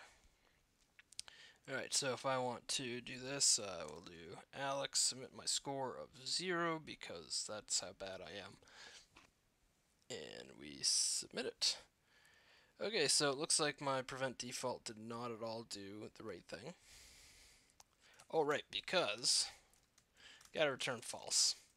So this is actually a thing that I hate about HTML forms, is it kind of does the thing differently from every other event. So almost every event with like a button or a click, or I think basically outside of mouse events, which makes sense that you can't cancel, but like input and stuff, you can do a prevent default and it doesn't pass through. And with forms, it's like, no, you gotta return false, which is like kind of an old school thing. I think like way back in the day for HTML events, you could do return false, but that was like way back. All right, so let's give this another shot. So Alex, a second time. Hey, that's funny. Those shouldn't that shouldn't be wired up. So let's submit there. Totally still did the thing I don't want it to do. Okay, let's go into play. Try this one more time, and maybe we'll see what's going on here. So we're preventing default just in case. We're doing our submit score, and submit score should be deferred because it's wired. So let's just do a console log returning false. Okay, and because we're in SPA, what is going on? Okay, let's just make sure I'm not crazy. HTML form, prevent submit. Oh, React, sometimes it gets to you. Has to be all lowercase here. In React, they camel case things for reasons. I don't know why. But, okay, let's try this.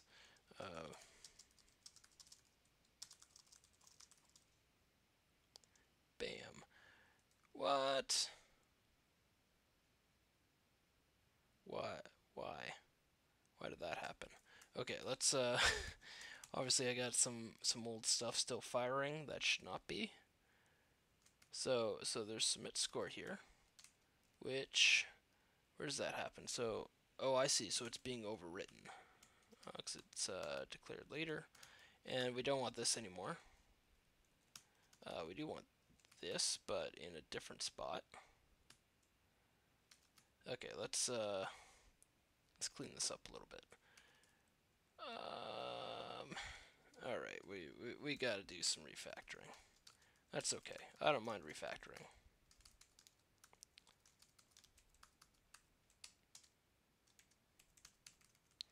Okay, so when the game ends, we definitely want to kill our animation frame handler. And we still want to return those, which also means handler should be nulled out. And what else? So that should happen when the game ends. That seems like the right time. And also the remove handler. So that should definitely happen on cleanup, but we can also make sure it happens on game end. Oh, okay, copying the same thing that I already had.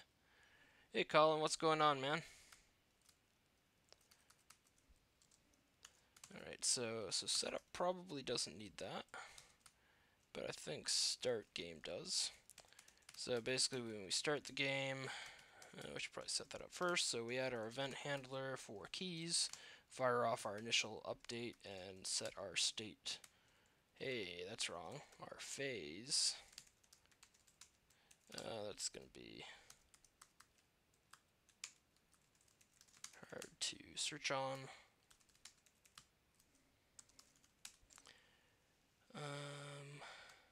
Let's just make sure that all of this is good now that I renamed something that is a variable for multiple things. Okay, cool. I think that's all good. Yeah, Colin, you jumped into my overtime, so typically I'm between 6 and 7 that I stream, but I'm feeling the coffee right now, so you know I just keep going. We'll see how that goes. So right now I'm working on having some different states, so I can kind of pop up this modal and be like, "Hey, you're done the game," or "Hey, let's start the game." So this is the game over, and by default I have 0 points, and before is our startup modal, which is just like, hey, yeah, play this game, click go, type some stuff. Um, yeah, that's where that's at, and yeah, yeah, that's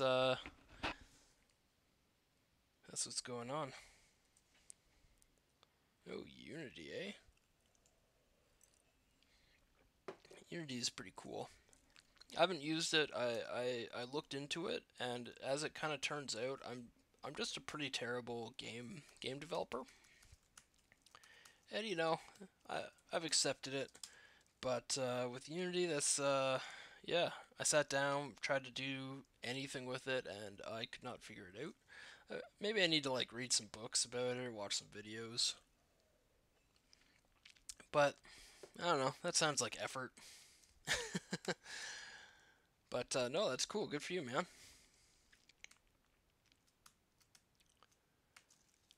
All right, so let's get our phase back into after so we can test that submission's actually working.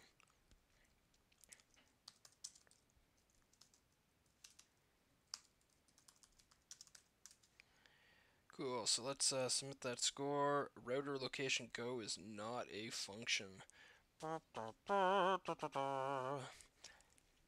Alright, so that's probably because we need to use the wired version of this. That totally makes sense, I get it. So let's bring that in. And let's see what's going to be the most sane way to do that. So we could pass along location equals actions.location. But in fact, I really just care about go. So let's trim it up. So this will be actions.location.go.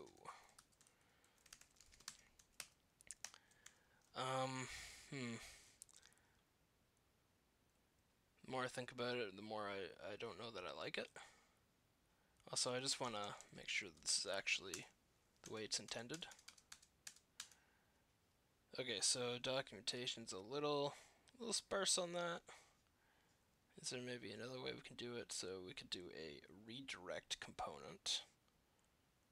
But that uses a replace state, which isn't really what we want. So yeah, I think this .go is what we want, and I think this is how we use it. Where's George when you need him? Wolfgang, you still around? You wanna confirm that this is what I want? Because that would be cool. Oh, data visualization for Unity. Interesting. That sounds really cool, man. Now that I've lost my train of thought, which is perfectly okay. Cool, so we got state actions and go, and we would like to pass go through to submit score, which means that we may want to pipe that onto setup, which I don't really like. I don't really like this this thing I got, but I think that's going to be the way to do it. Alright, so let's do go and go here. So what's happening there is I'm just holding on to that method locally, and we'll just dummy it. So worst case scenario, it's not wired up. In fact, maybe I'll do a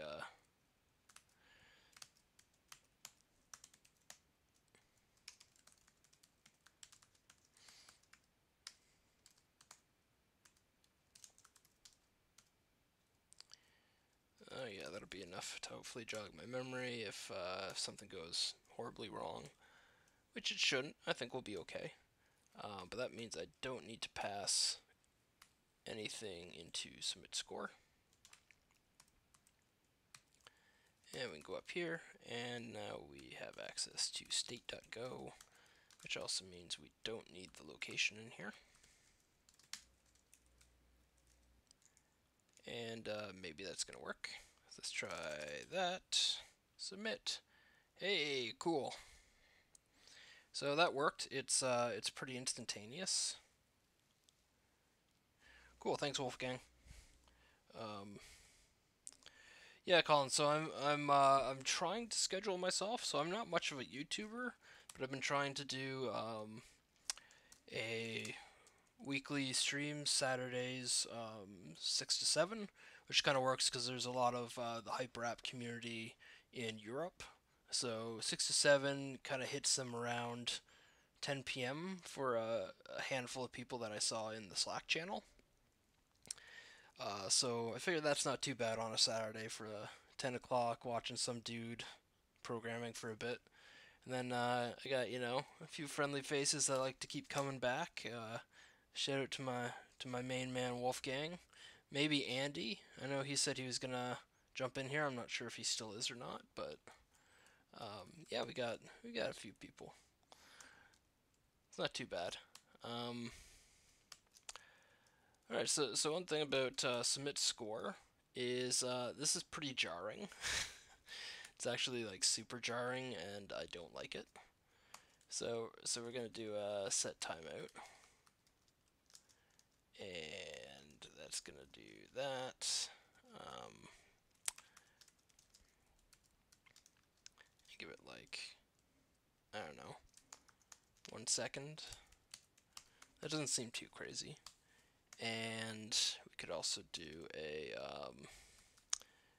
after, and we could also do transitioning.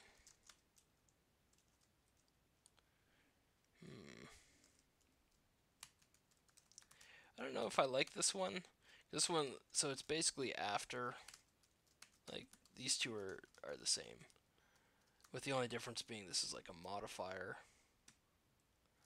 Okay, yeah, I don't like that. But I also don't like transitioning. It's false here, because that also seems bad. I don't know. I'm gonna go with this for now. This seems less bad. It's like the least bad option. And we're just gonna pass that into transitioning is going to be state.transitioning. Cool. And that means we need to pull it in over here in our arguments. Oh yeah, this is like a big shout out to cool programming stuff that I stole from Ruby this time, and Ruby stole from something else because Ruby is just like a collection of all the cool little language features. But objects as a single argument to a function before ES6, not a good idea. A lot of mess, a lot of extra code. With ES6 though, just doing this, it's so good. It documents what you're doing in your functions, lets you do some nice defaults too. It's so good. Yeah, so good. Anyway, totally not related. Cool, so when we submit our score and we're transitioning, we probably want something like disabled equals transitioning, and I don't really, well, we can do this. This is what we're going to do. Transitioning, so if we're transitioning, show a thing, and otherwise show the link. I like this code less and less the more I'm seeing it. And we're just gonna say submitting scores. So I don't know if this is actually going to be less jarring, like in reality. It could be. So let's give this a shot. So we're going to type in some junk here. And before I get too much further, let's actually wire this up to do the right thing. So when you submit score, this is also going to return a transitioning is true. So basically say, hey, we're going to go off this page. We're just not doing it yet because sometimes SPAs can be too smooth. Cool, so let's, some random junk. Everyone loves random junks in their high scores. Submit. Hey. Okay, that was much better. It gave me a second to actually be like, hey, the game's doing something cool. Yeah. And yeah, so let's go through this. So we got times up. That's not really the case anymore because I think we're good. Put this in here. Alright, so we're good to go. And when we click go, which will do a start game, it updates our phase. Let's click go. Oh my god, what time is it? Okay, so that's like 6:14, and that's like 11:49, and that's like 3:27, and this guy's like 5:13 and 5:12. Oh, no, that was way off. Oh my god. 10:39, and that is gonna be 9. Oh man, state is not defined. Dun dun dun dun dun dun. All right, so let's see what's going on here, because this is probably you know, end game. Let's see. So end game. Oh yeah. I guess makes sense. We want access to our state, and it looks like we also need access to actions. Alright, let's try it again. You know what time it is? We're gonna find out. What time is it? We ready? We're gonna play this. It's gonna be really awful. I'm gonna type in a bunch of wrong times. Alright, so this is 11:42. And that is gonna be 8:34. And that is, I don't know, 4:01. And that is 2:57. And that is 6:31. That's 1:11. And we got 9:05. And we got 8:01. Okay. Hey, we got 70 points.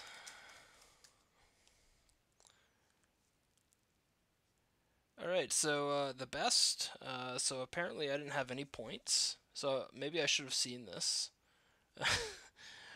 Okay, that's interesting.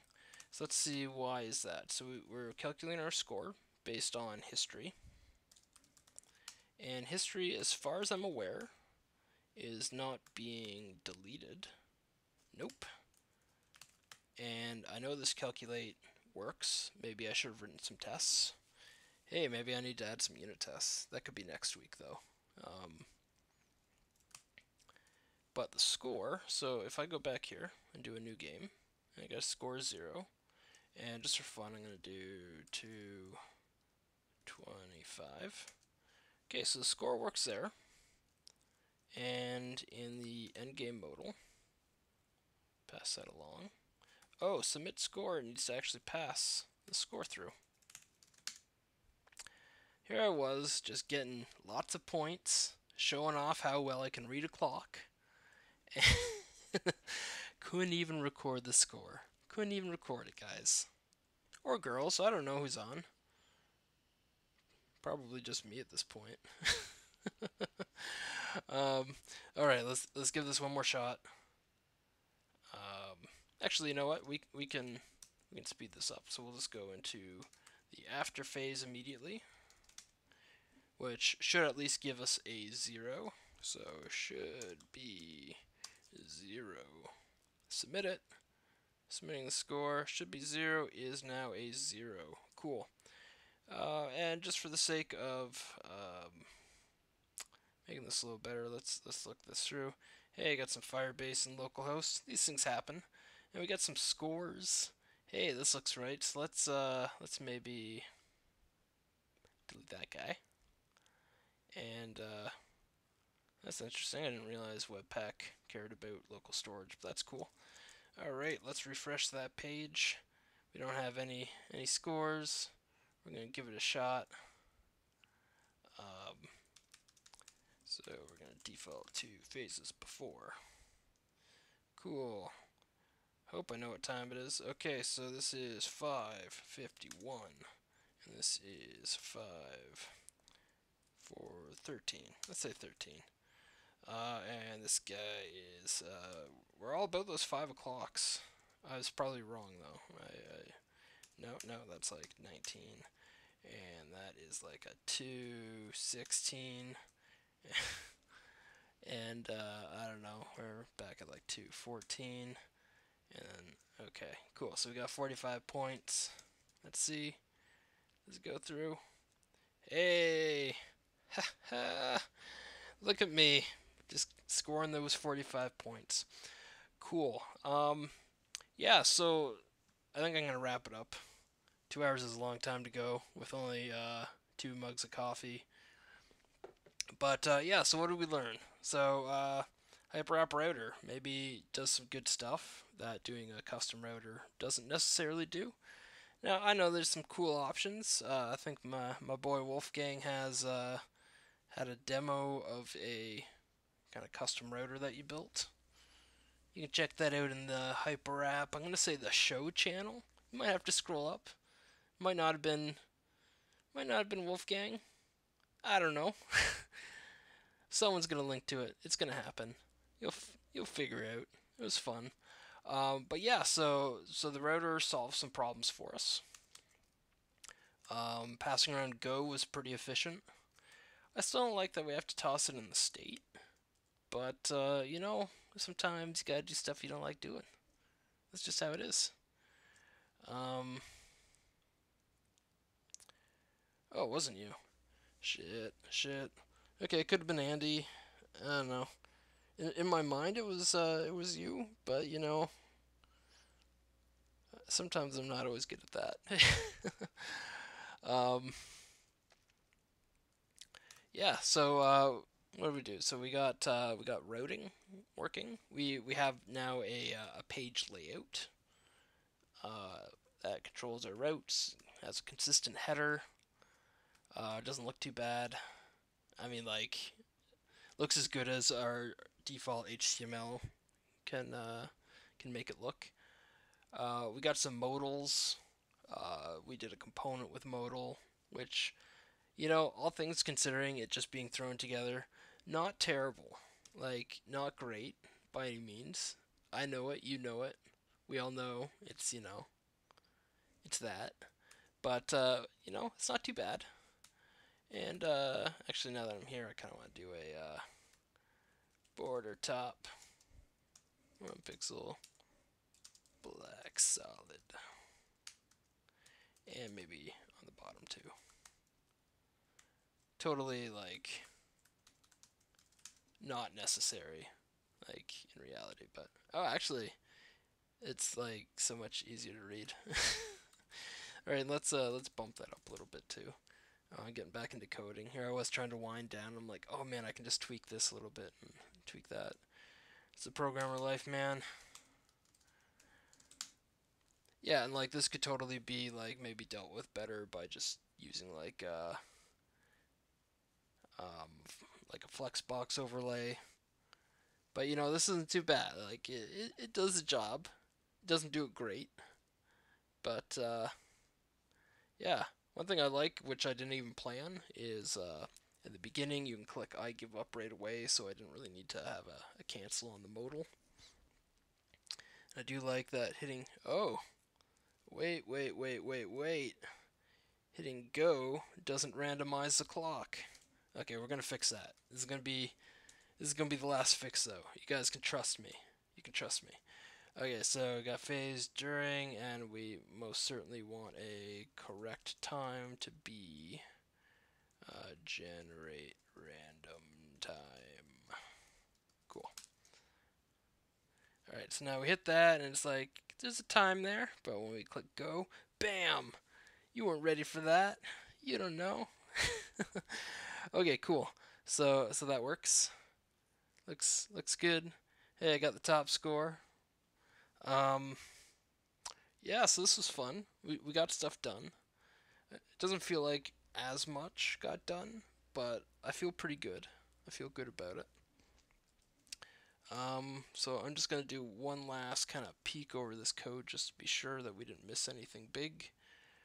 But yeah, everything looks pretty good. And it works pretty smooth. We got rid of a little bit of code that was maybe a little bulky.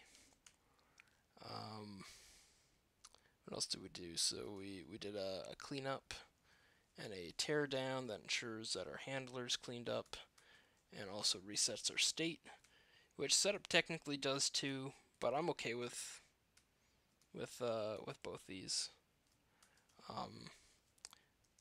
Cleanup might want to reset. Well, I guess go gets reset with initial state, so we're good. So does correct time. Cool. All right, we did it. That's all I got. Thank you for joining me. Again, we'll point out hyperapp, super cool. Hyperapp.js on GitHub. Go there if you're interested. And then I've also included in the description a link to that repo, and then also a link to Slack. Jump on there. You can chat with me. I'm just a guy there, though. I don't run the show, but I'm there sometimes. There's lots of really smart, helpful people. Go say hi. Everyone's pretty friendly there. Um, yeah, I think that's all I got. So I'm calling it. I'm calling it here. So thanks for joining me, and we'll see you next week.